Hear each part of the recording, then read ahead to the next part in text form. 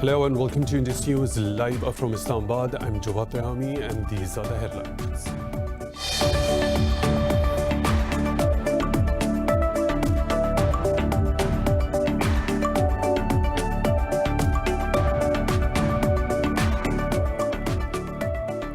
Negotiators from the Taliban and the Afghan government have met face-to-face shortly after peace talks were inaugurated in Doha. Speaking to reporters, Special Envoy of Qatar's Foreign Minister Mutlaq Al-Qahtani said the two sides sat down to discuss how the talks will proceed.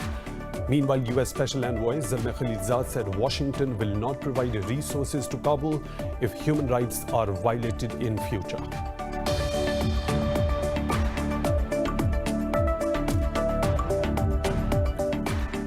The Iranian army says it has intercepted 3 intruding US spy aircrafts during the ongoing naval and air exercises. In a statement, Iran's military said the drones left the air defense zone after the locally manufactured Qarrar drone was launched. Tehran is holding military exercises near the strategically vital Strait of Hormuz and Sea of Oman. Palestine has recalled its ambassador to Bahrain shortly after Manama signed an agreement to restore ties with Israel. Palestinian National Authority's Foreign Minister Riyad al-Maliki summoned the envoy to discuss the aftermath of the deal. Earlier, Israel and Bahrain agreed to establish full diplomatic relations in a second breakthrough between Tel Aviv and its Arab neighbors.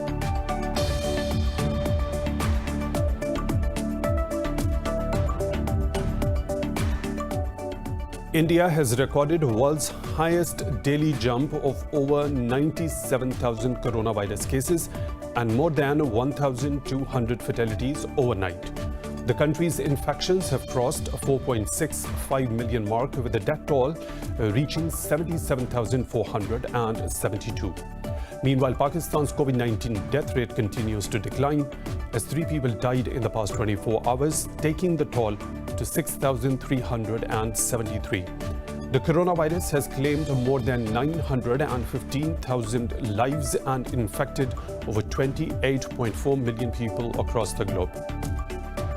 Peru's Congress has approved a motion to begin impeachment proceedings against President Martin Vizcarra. 65 lawmakers voted to impeach Vizcarra, who is charged with moral incapacity over leaked audio tapes and alleged ties to a singer involved in a fraud case. Vizcarra has vowed to fight the charges as the legislature is due to debate and vote on the motion next week. Those are the headlines and detailed stories right after a short break. Stay tuned.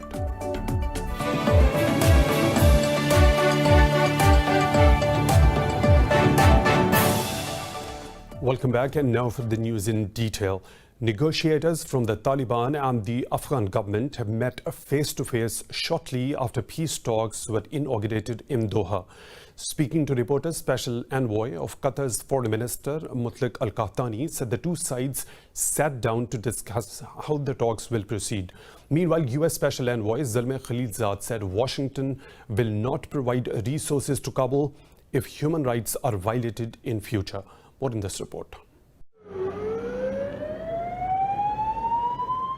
The intra-Afghan talks are a ray of hope to finally bring an end to the nearly 2 decades of conflict that has caused tens of thousands of casualties. The negotiations have begun only after months of delay over the precondition of prisoners' release. In Doha today, Afghanistan's High Council for National Reconciliation head Abdullah opened the session with his speech. I am very proud that on behalf of Afghanistan, for opening the peace negotiations, I am here for a very important and historical ceremony. I welcome you all, and also on behalf of the President of Afghanistan, I am talking here and I pass his regards to you all.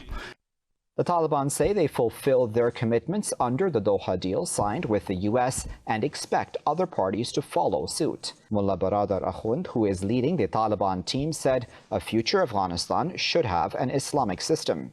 and also in this ceremony, I request and I hope that both sides pay attention to the provisions of holy religion of Islam, and for getting to this very important purpose, we should pay attention to the benefits of all, not to the benefits of just some people.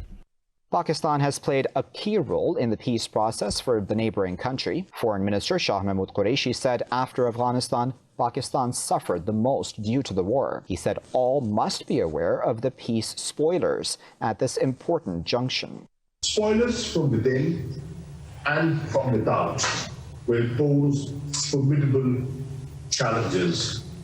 Constant vigilance will be required to guard against their machinations. We hope all sides will honor their respective commitments and remain unflinchingly committed to achieving a positive outcome. U.S. Secretary of State Mike Pompeo has expressed hope that all sides enjoy cooperation with neighbors. You will write the next chapter in Afghan history. We hope this chapter is one of reconciliation and progress, not another chronicle of tears and bloodshed. We urge you to make decisions that move away from the violence and the corruption and towards peace and development and prosperity. The talks are aimed at finding a political settlement in Afghanistan that not only will sustain the peace in the country, but will also accomplish cooperation and connectivity in the region. Pakistan has once again warned against spoilers who did not want to see a durable peace in Afghanistan.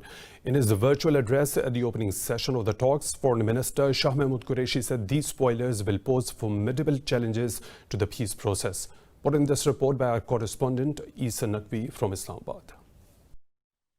After decades of war and suffering, there seems to be a ray of hope. Along the way, there have been obstacles and setbacks, as well as moments of doubt and despair.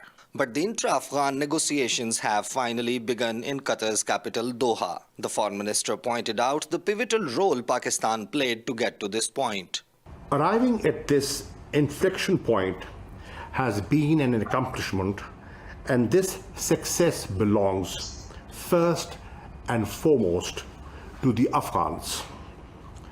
Pakistan has walked alongside you in every possible way, by encouraging reduction in violence and by urging dialogue and negotiations. Qureshi said that Afghans alone must be the masters of their destiny. Calling for vigilance, he said there should be no outside influence or interference. Spoilers from within and from without will pose formidable challenges. Constant vigilance will be required to guard against their machinations.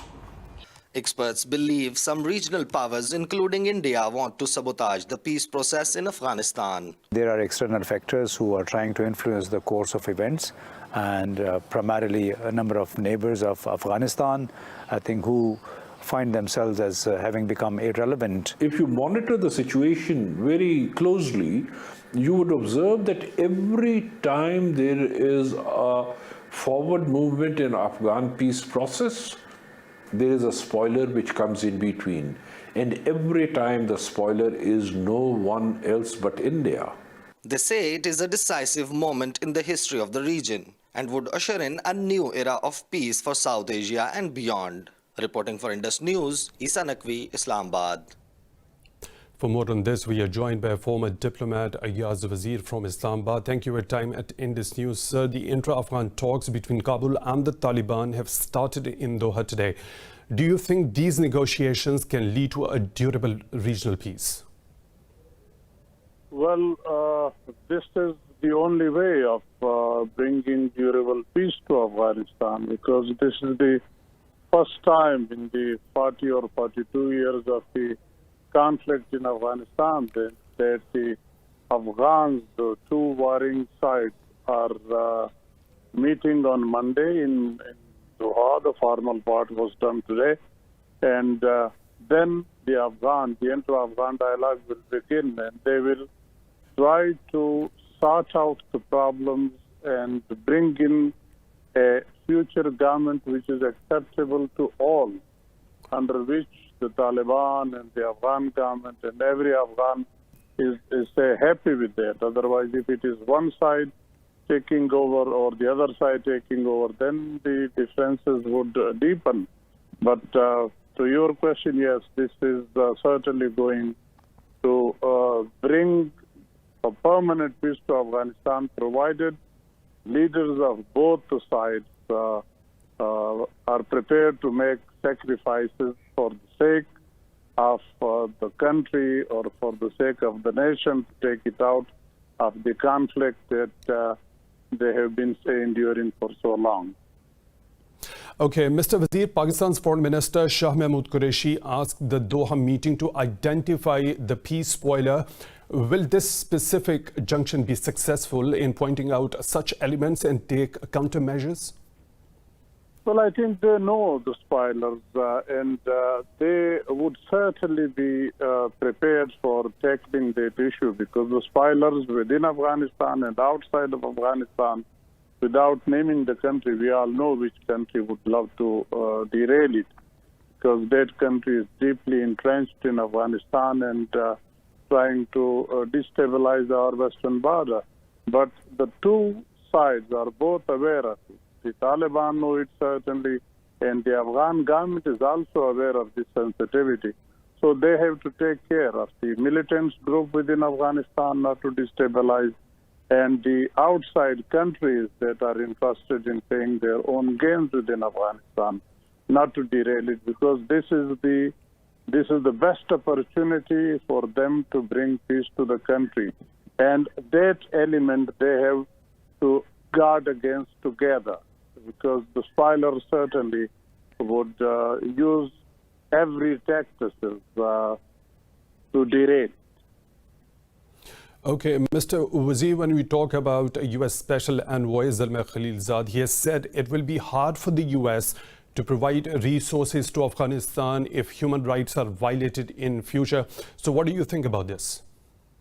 Well, obviously, this is a reference, I would say, indirectly to the, in my assessment, to the establishment of the Taliban government like it was before, or to refuse the human rights of the individuals like the women right and other. But the Taliban are aware of it. They have to accommodate the other side also, and the other side is also aware of it, that alone they cannot. Alone, no one, neither the Taliban or the Afghan government can run the entire country. They have to, if I can use the word, mesh together, to get together, to form a government which is acceptable to both sides, to women, to human rights, to activists. That is the only way of bringing peace to Afghanistan. But people are there certainly would be using every avenue to derail it in the name of, say, like making the people scared of the Taliban are coming to take over the driving seat, or the other side to make them scared that the government is taking over. So the Afghan, I'm sure this time are aware of it. They both sides are tired of fighting. The Taliban are tired. They want to bring peace to the country. The Afghan government side is also tired of the killing in their country, want to bring peace. So they have to guard against. And if they fail to guard against, that would be too unfortunate then. Okay, Mr. Aya Zavasir, thank you very much for talking to Indus News. A former diplomat, we really appreciate your time at Indus News. Now, moving on, the major world organizations and blocs are calling for a humanitarian resolution of Afghan war. This comes as the intra-Afghan negotiations between Kabul and the Taliban began in Qatar's capital city of Doha. The United Nations Secretary General Antonio Guterres has called for redoubling the efforts to safeguard Afghan civilians. Elsewhere, the Organization of Islamic Cooperation has called for an immediate end to violence in Afghanistan. NATO Secretary General said Afghan peace talks are the best chance for peace and the world should embrace them wholeheartedly. He said Afghanistan is no longer a safe haven for international terrorists. Meanwhile, European Union has urged all the parties to agree to an unconditional ceasefire in Afghanistan. Palestine has recalled its ambassador to Bahrain shortly after Manama signed an agreement to restore ties with Israel. The Palestinian Liberation Organization has slammed the deal, saying it was another treacherous stab to the Palestinian cause. Palestinian National Authority's Foreign Minister Riyad al-Maliki has summoned the envoy to discuss the aftermath of the deal. Earlier, Israel and Bahrain agreed to establish full diplomatic relations in a second breakthrough between Tel Aviv and its Arab neighbors. In a joint statement, the United States, Bahrain and Israel said the agreement is historic to further peace in the Middle East. U.S. President Donald Trump said Bahrain will join the two countries for a signing ceremony at the White House on the 15th of September. Both the UAE and Egypt were quick to congratulate Bahrain and Israel on their decision, while Hamas has condemned and rejected the U.S. brokered agreement. In a statement, Hamas spokesman Azim Qasim said Bahrain has sided with the Israeli occupation against the Palestinian cause. He termed the deal as a political crime and a major failure to understand Israel's threats in the region. The UN says Israel has razed 389 Palestinian-owned houses in the occupied West Bank from March to August, the highest average in the last 4 years. In a statement, the UN Humanitarian Office said the destruction left 442 Palestinians homeless. It said this huge displacement of people further exposed them to risks associated with COVID-19 pandemic. UN official Jamie McGoldrick said the destruction of property in an occupied territory is prohibited under international law. The Israeli authorities routinely raze homes of the Palestinians on their own lands in annexed East Jerusalem or the West Bank. More stories to follow right after a short break. Stay tuned.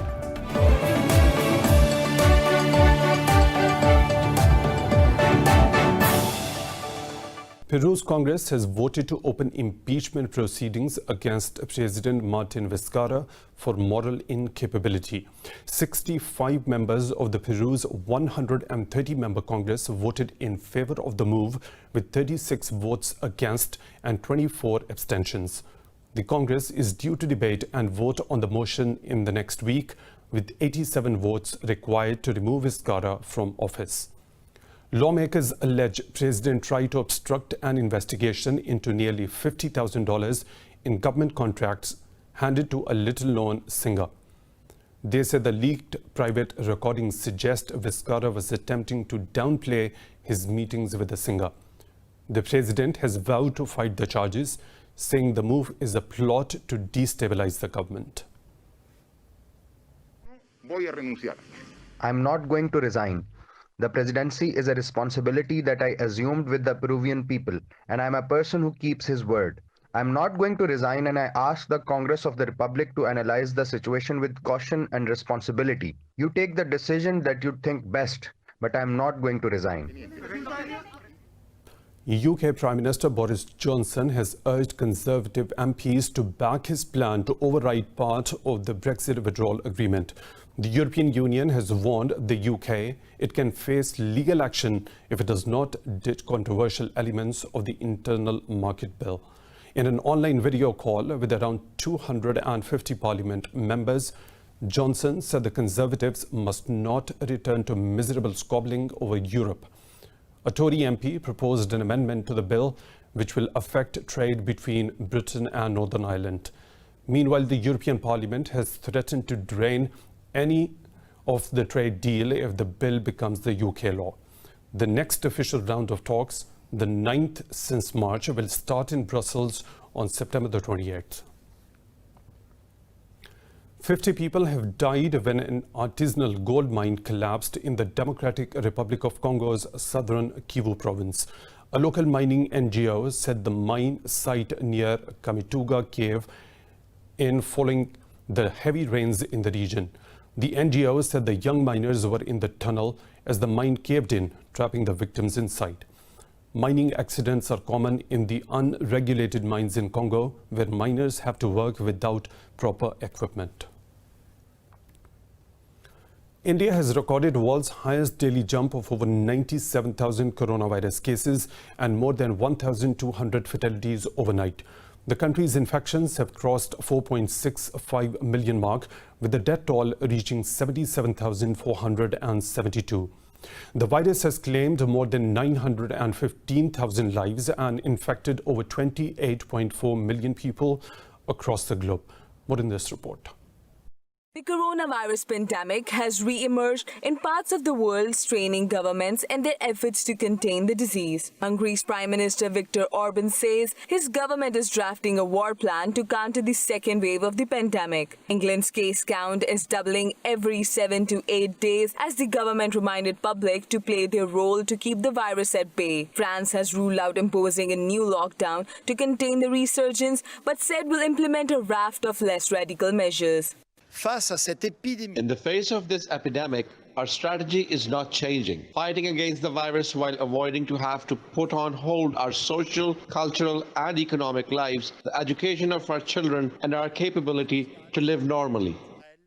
Canada has reported 0 COVID-19 deaths in the past 24 hours for the first time since March 15th. In Latin America, the confirmed coronavirus death toll in Mexico has surpassed 70,000 after the government reported 534 new deaths overnight. Meanwhile, the Brazilian state of Bahia has signed an agreement to conduct phase 3 clinical trials of Russia's Sputnik V vaccine.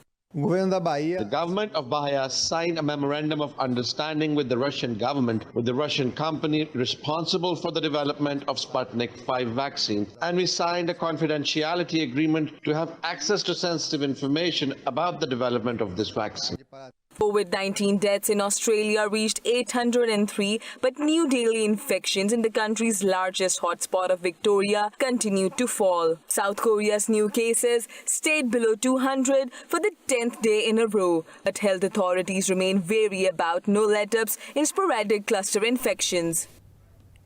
In Pakistan, 3 people have died from COVID-19 in the last 24 hours, bringing the country's death toll to 6,307.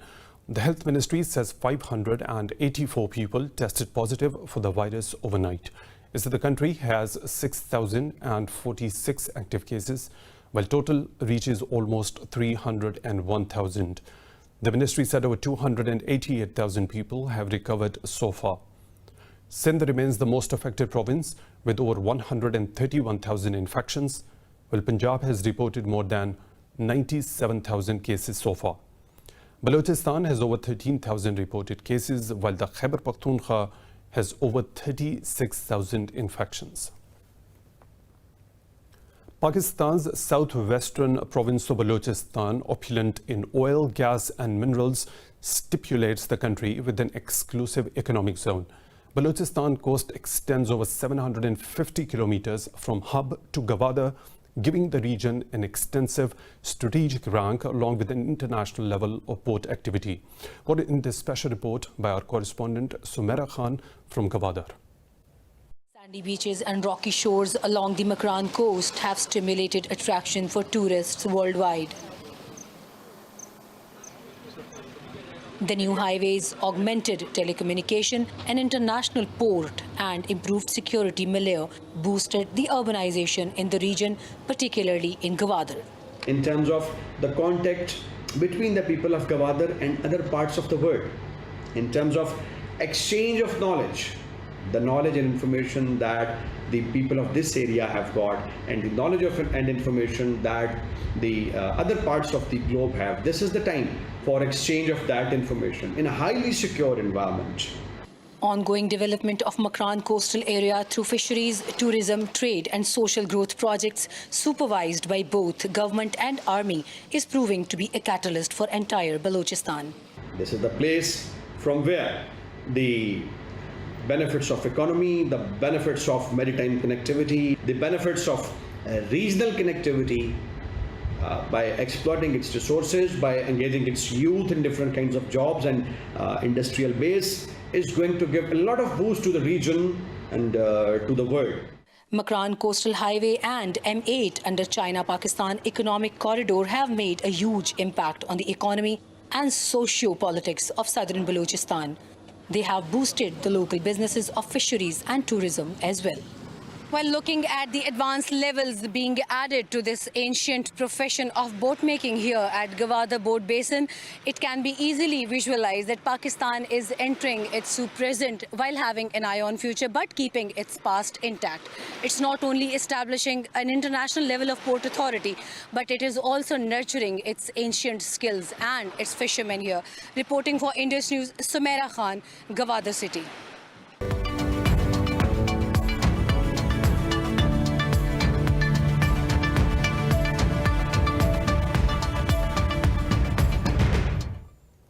The U.S. budget deficit has hit a record high of over $3 trillion. In a report, the U.S. Treasury Department said the federal government spent over $6 trillion in the first 11 months of the financial year. The Treasury Department said the government spent $2 trillion on the coronavirus relief efforts. Government data shows the shortfall is more than double from the previous full-year record set in 2009 in the aftermath of the 2008 financial crisis. The agency said the total U.S. debt was expected to exceed $26 trillion. Earlier, the Congressional Budget Office said the economy was likely to run a full-year deficit of $3.3 trillion.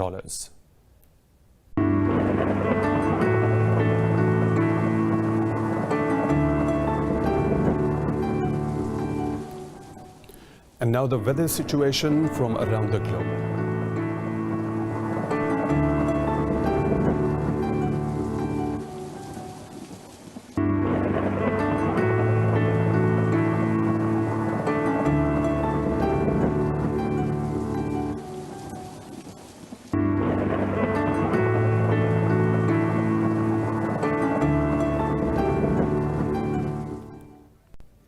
And that is all for now. For the latest updates, you can follow us on social media at Indus.News.